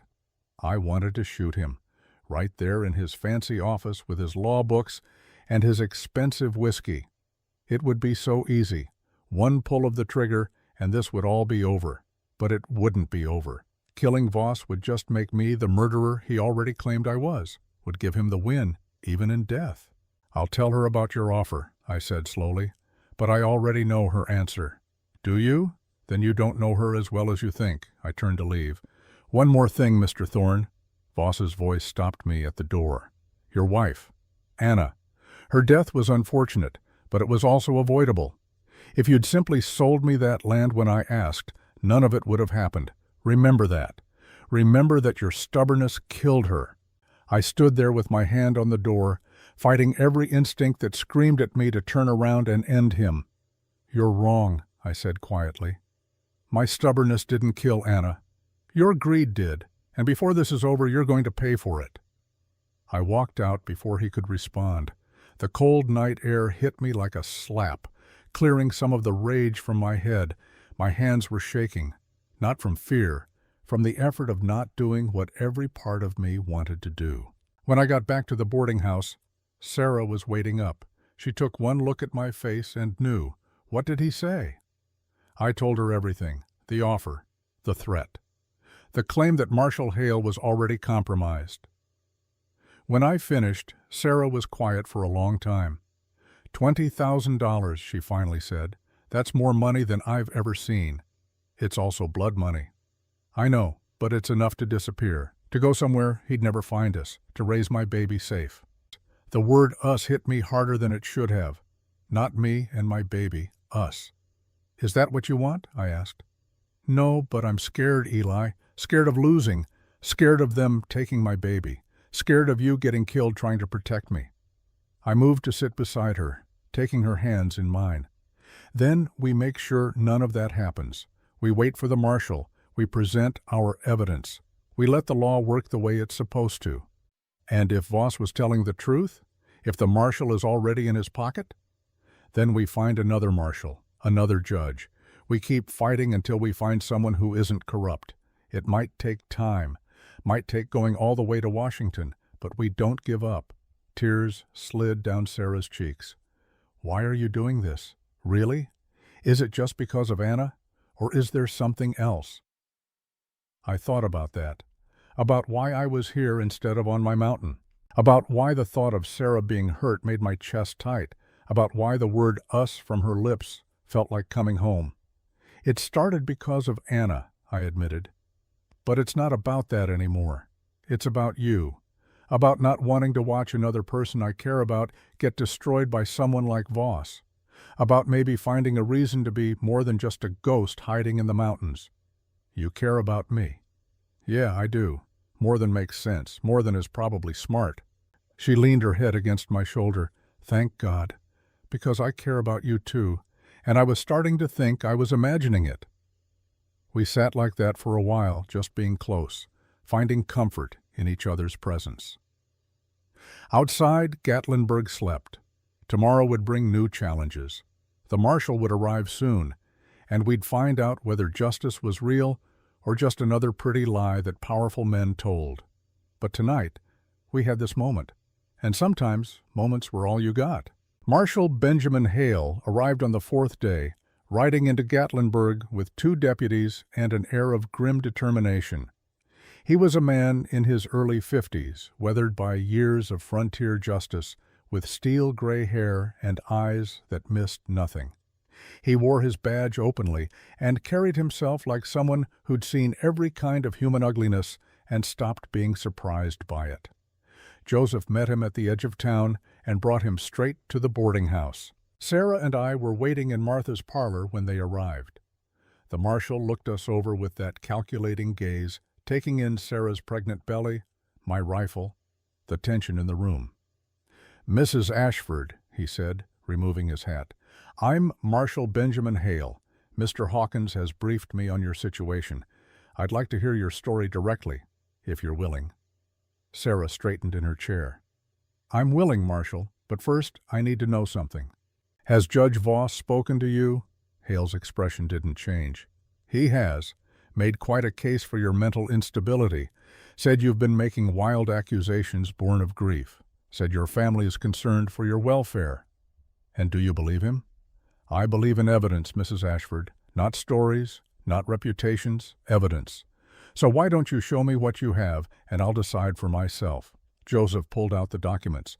William Ashford's meticulous records, forged land deeds, survey maps that didn't match official records, lists of bribes paid, names and dates and amounts. It took 2 hours to go through everything, with Sarah explaining each piece, her voice steady despite the trembling in her hands. Marshal Hale listened without interrupting, took notes, asked pointed questions. When Sarah finished, he sat back and was quiet for a long moment. "This is substantial," he said finally, "if it's genuine." "You think I forged my dead husband's handwriting?" Sarah's voice was sharp with anger. "I think stranger things have happened. I also think Judge Voss has access to excellent lawyers who will claim exactly that." He held up a hand before Sarah could protest. "But I also think the pattern here is too consistent to be fabricated, too detailed. I've seen enough fraud cases to know what real evidence looks like, and this looks real." Relief flooded Sarah's face. "So you'll investigate?" "I already am. Sent wires to Nashville yesterday requesting official land records for comparison. Should arrive tomorrow or the day after. I'll also need to interview the families Mr. Hawkins mentioned, the ones who claim Voss defrauded them. Some of them are scared," Joseph said, "after what happened to the Johnsons." "What happened to the Johnsons?" "Their barn burned down the day after they agreed to testify. Sheriff Coleman called it an accident." Hale's jaw tightened. "I see. Well, Coleman works for the county. I work for the federal government. Let me make something clear to everyone in this room. Witness intimidation is a federal crime. If anyone tries to harm or threaten these witnesses while I'm conducting this investigation, they'll answer to me personally. And I don't answer to local judges or sheriffs." It was the first real hope we'd had in days, but that hope died before sunset. Doc Caldwell came running to the boarding house just as the light was fading. His face was pale, his hands shaking. "It's Sarah," he gasped. "They're saying she set that fire, the Johnson barn. They're saying she did it to intimidate them into not testifying." "That's insane," I said. "She was here with us the whole time." "I know that, you know that. But Jesse Kohler just swore out a statement saying he saw her near the Johnson farm that night. Said she was carrying a lantern and acting suspicious." "Jesse Kohler is a liar working for Voss," Joseph said. "Doesn't matter. Sheriff Coleman has a warrant. He's on his way here now to arrest her." Sarah stood up, one hand pressed to her belly. "Let him come. I'll answer his questions. I have nothing to hide." "Sarah, no." I moved to stand beside her. "The moment you're in that jail, you're in Voss's power. He can arrange anything. Say you tried to escape. Say you attacked a deputy.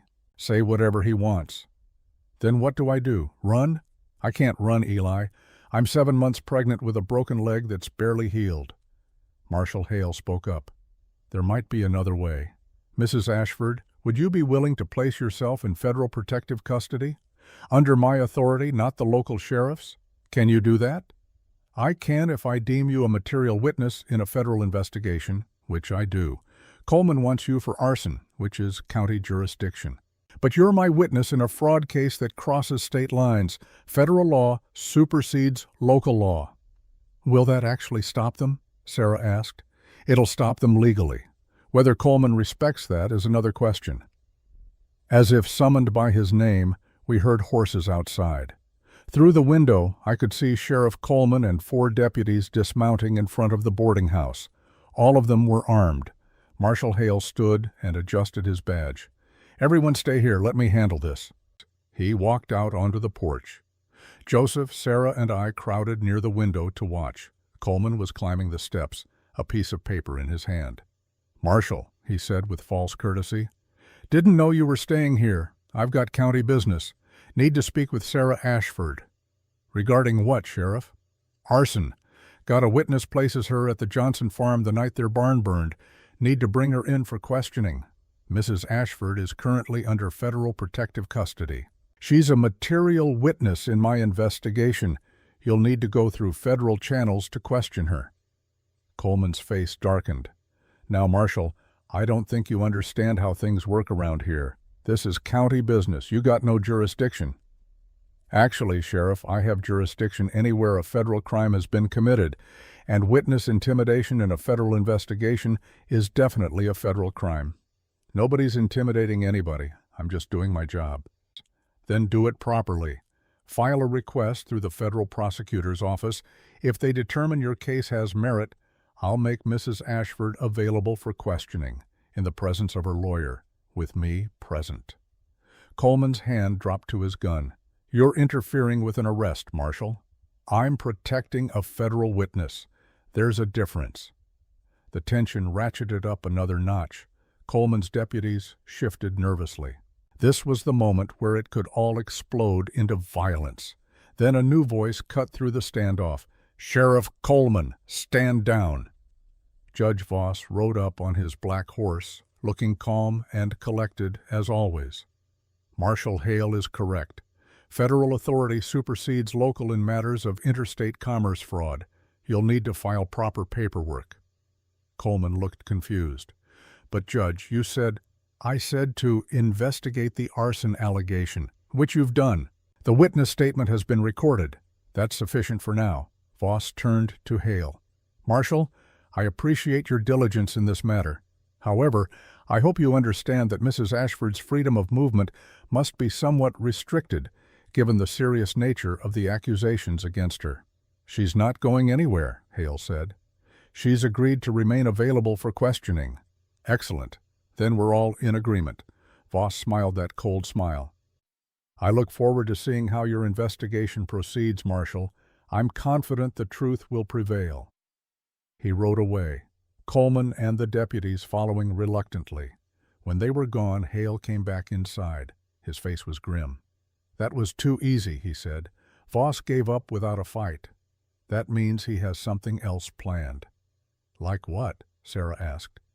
"I don't know yet, but we need to be ready for it." That night we organized watches again. Joseph and I traded off, keeping guard while Martha and Doc Caldwell stayed nearby.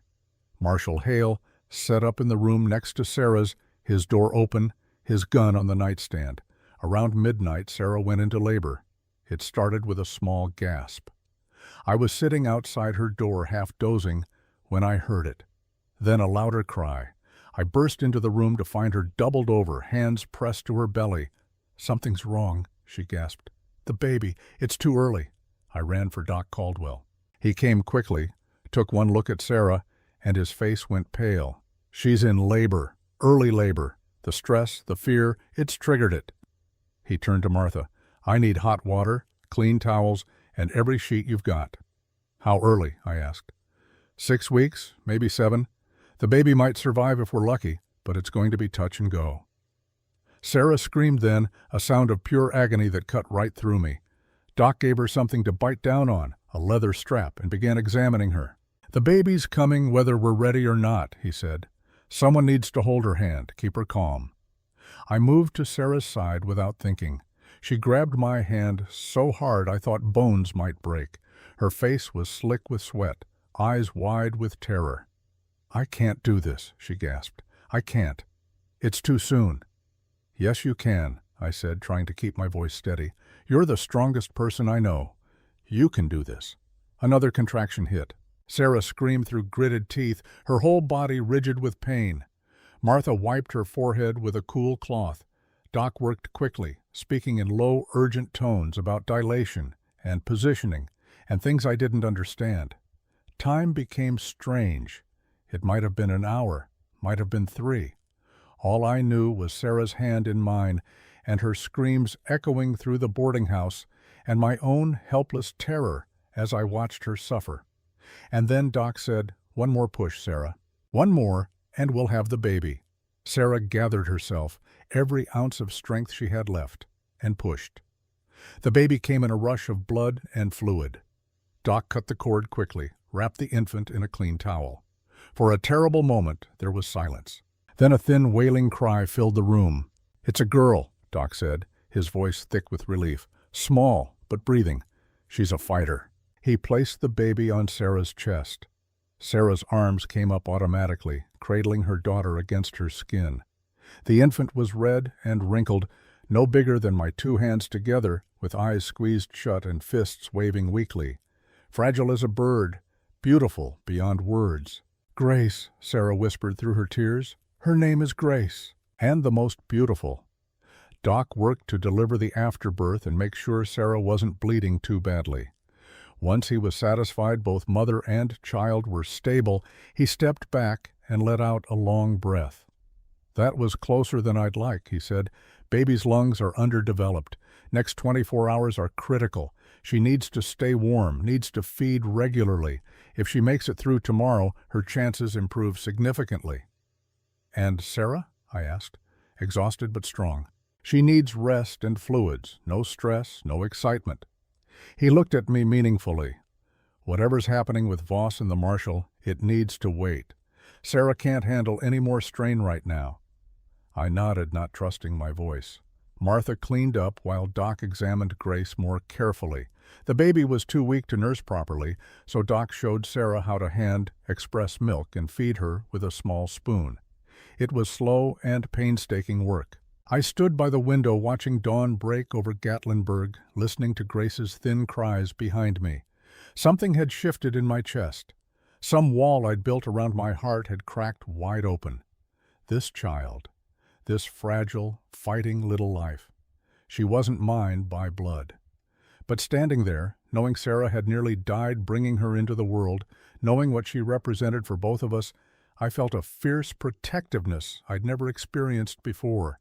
I would keep them safe, both of them, whatever it took. Marshal Hale appeared in the doorway, drawn by the commotion. He took in the scene quietly. "Everything all right?" "Baby came early," I said. "Girl, small but alive." "Congratulations are in order then." He paused. "Though the timing's not ideal." "Why?" "Because Coleman just arrested 3 of our witnesses.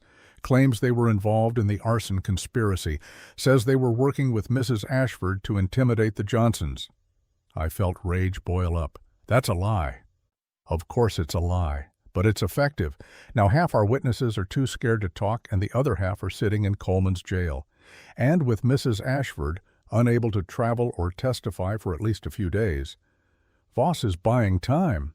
"Exactly. And using it to dismantle our case piece by piece."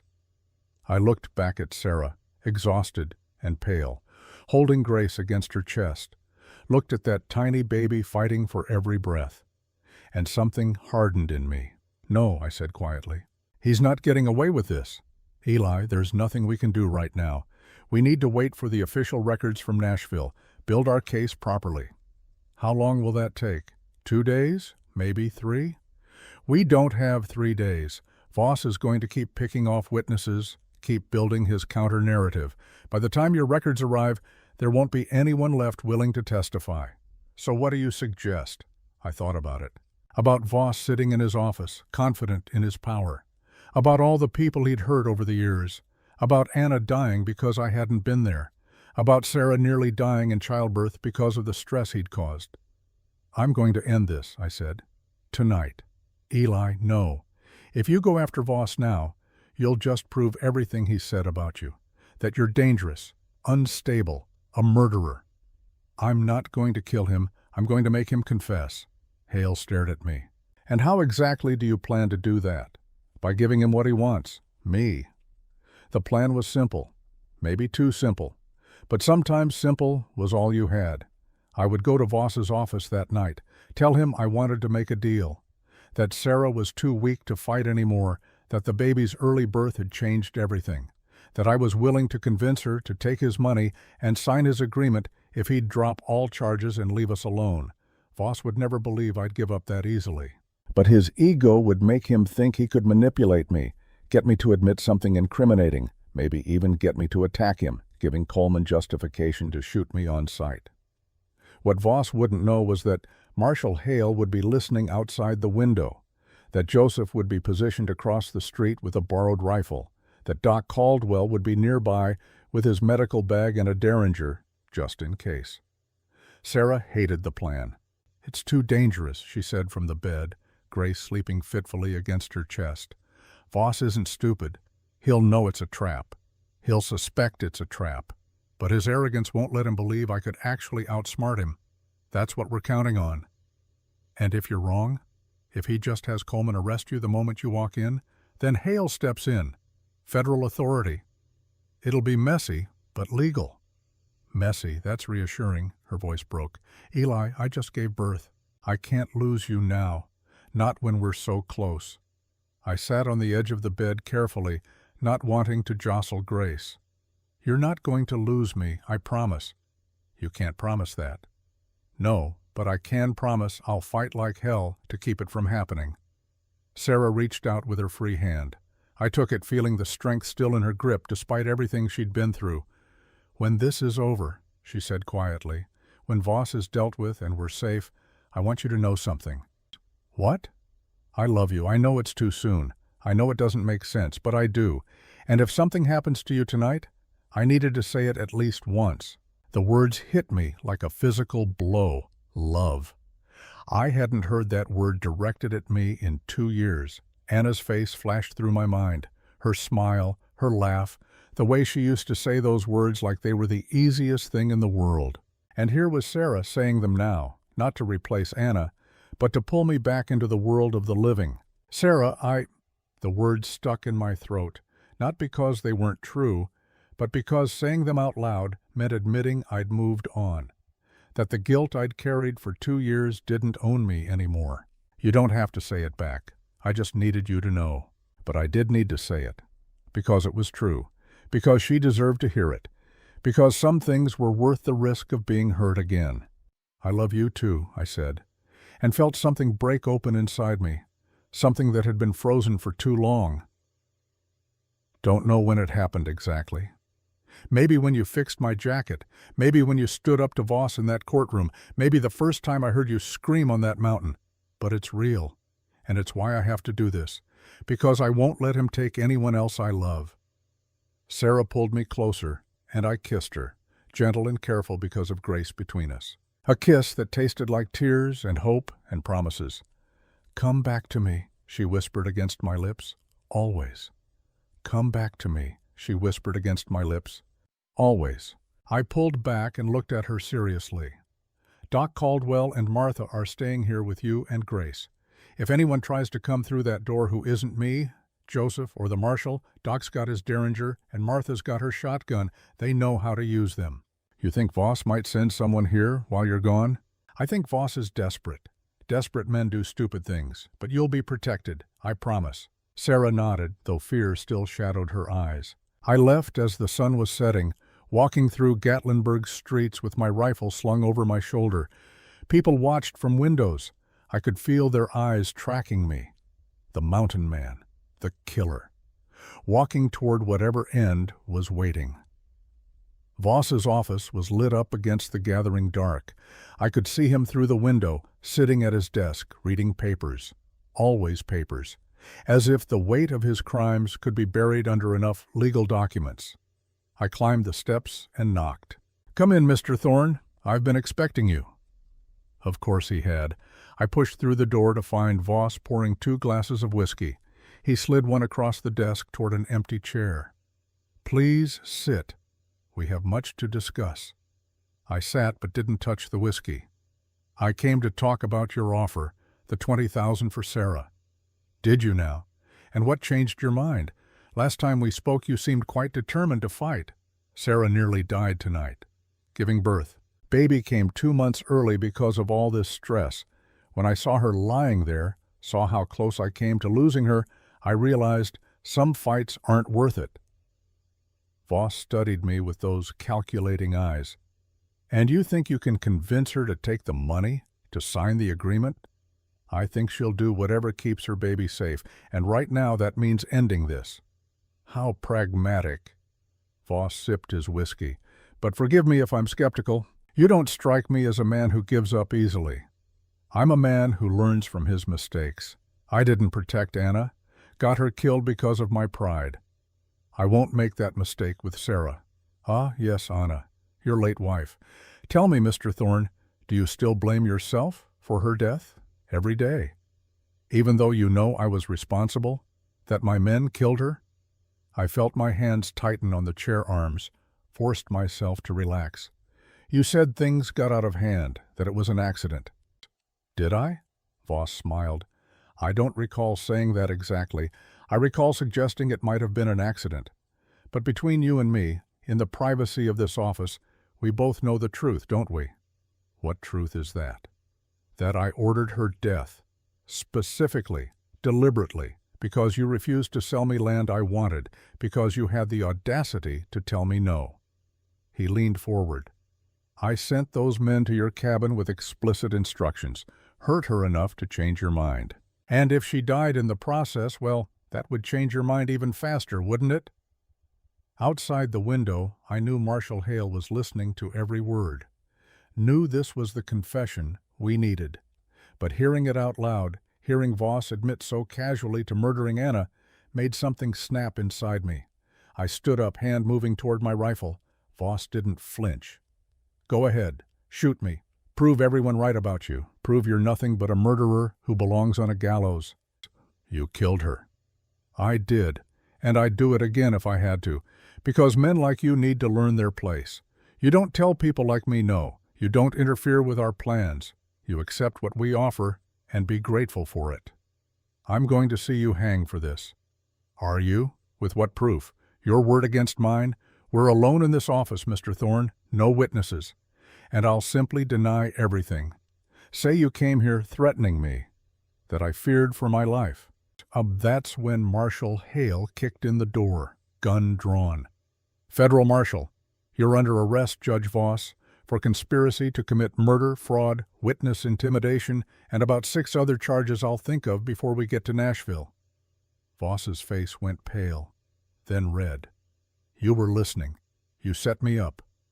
You set yourself up, Hale said. You just couldn't help bragging about it. Now stand up slowly and put your hands where I can see them. But Voss had one more card to play.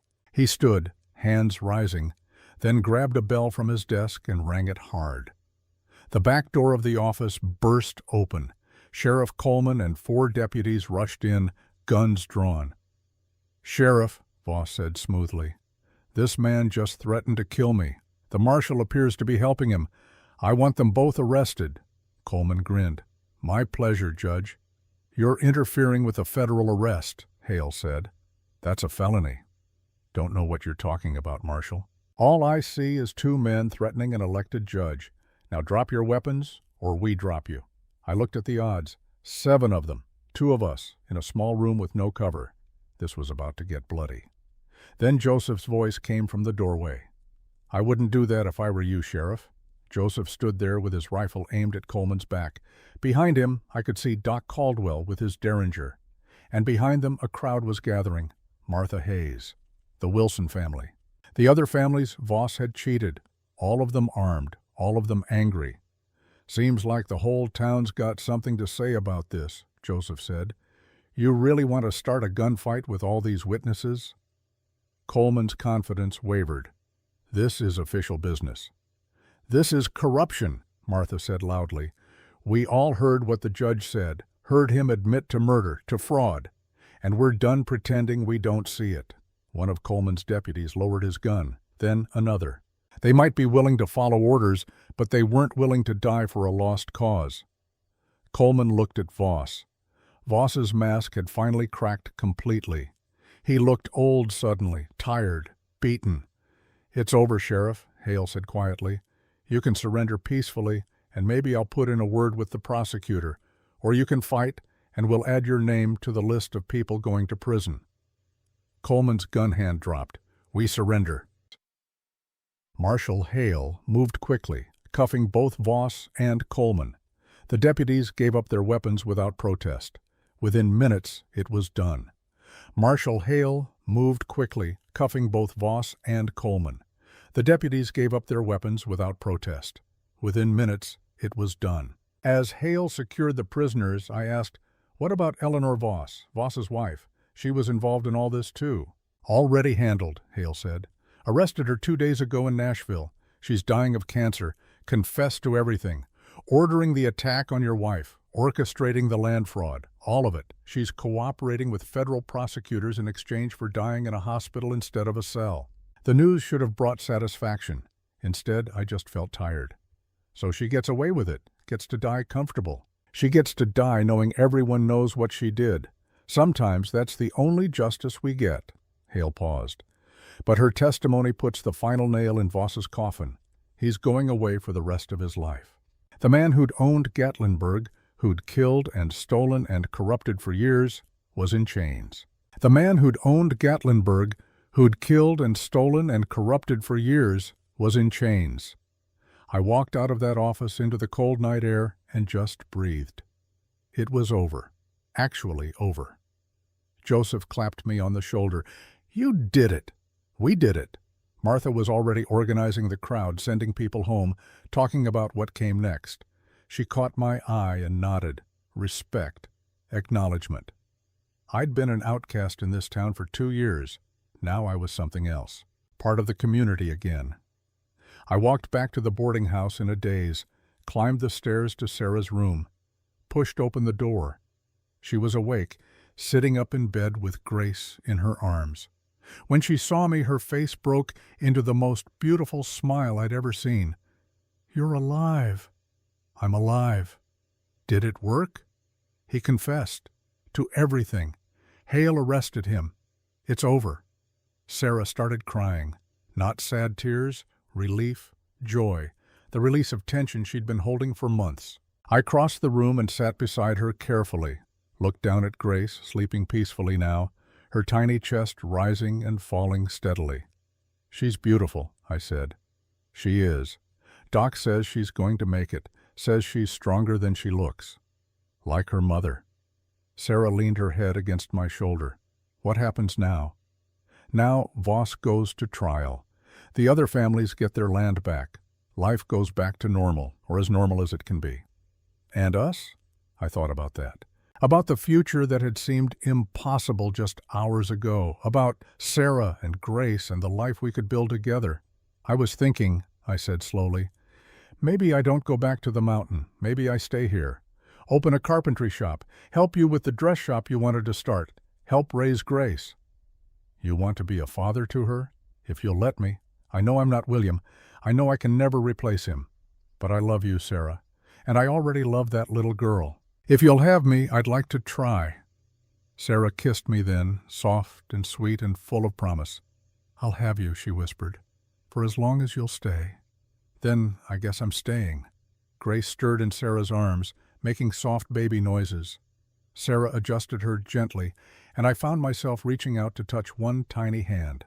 Grace's fingers curled around my thumb instinctively, holding on with surprising strength.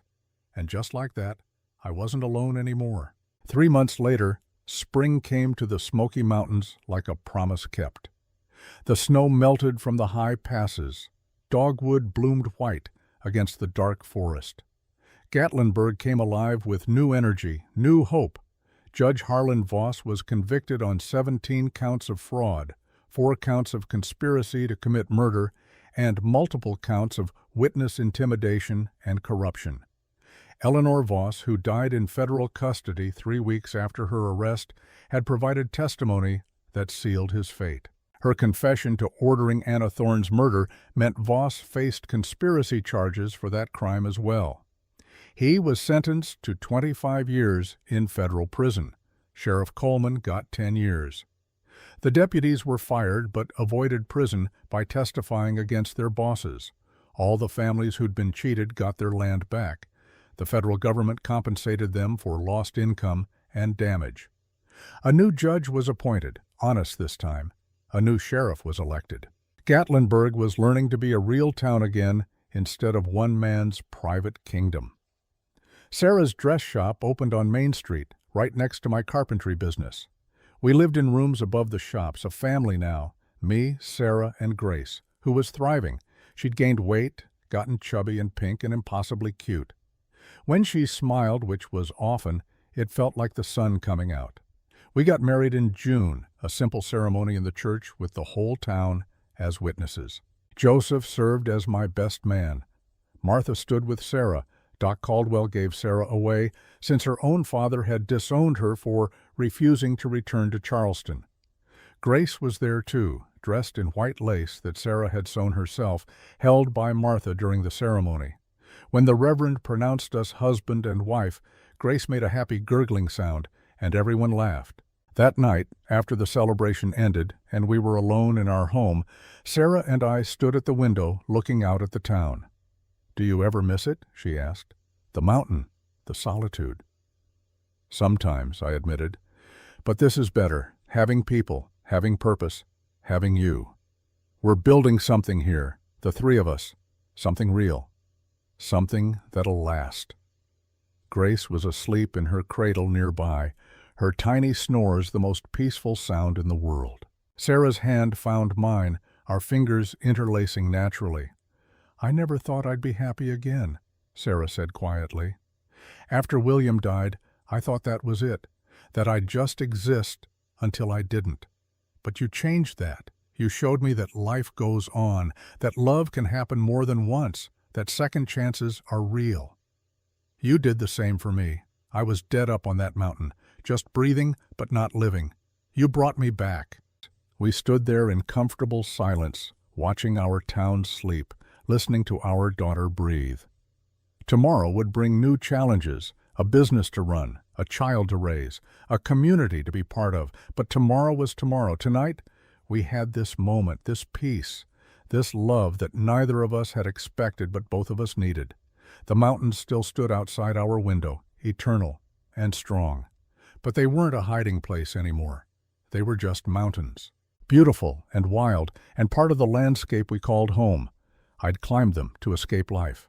I'd come down to live it. And standing there with Sarah's hand in mine and Grace sleeping nearby, I finally understood what Anna would have wanted for me, not to grieve forever, not to punish myself with isolation, but to live, to love, to build something from the ashes of loss. "I love you," I said to Sarah. "I love you too." Grace stirred in her sleep, making soft baby sounds. Sarah moved to check on her, and I followed.